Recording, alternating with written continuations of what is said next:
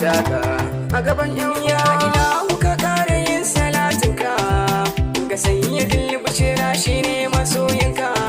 Sa'ali da sabon sassarkaka su ma sun yi aure saboda koyinka. Amar su ta ango girwa har kudin taka.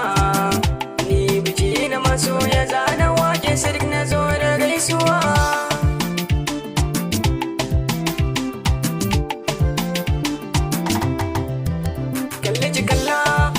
Ta ango ki duba ga angon nan gefen ki masoya akwai su baba. Amar sai da ango naga kwanci ado masoya ku duba. Ango na amarya kayo da ta amarya yar baba. Kai godiya ga sarkin iko da ya nuna muku rana ta bikin ku yan uwa. An aure na so da kauna ga mu mun fito. Amar sai da ango ku taka a gaban yan amarya da ango. Shawara zan ba ku ku zauna. Shi fa auren sunna sai an yi riko da amana.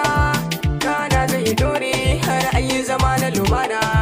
Cire zargin komai haka zai sanya ku a nuna. Ni isa duka ina muku murna. Safiya da Hajara ku yi zama gidan amana.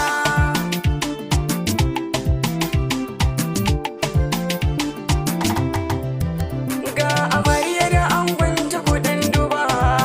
Masoya ku duba bari da ta bakin ta yar baba.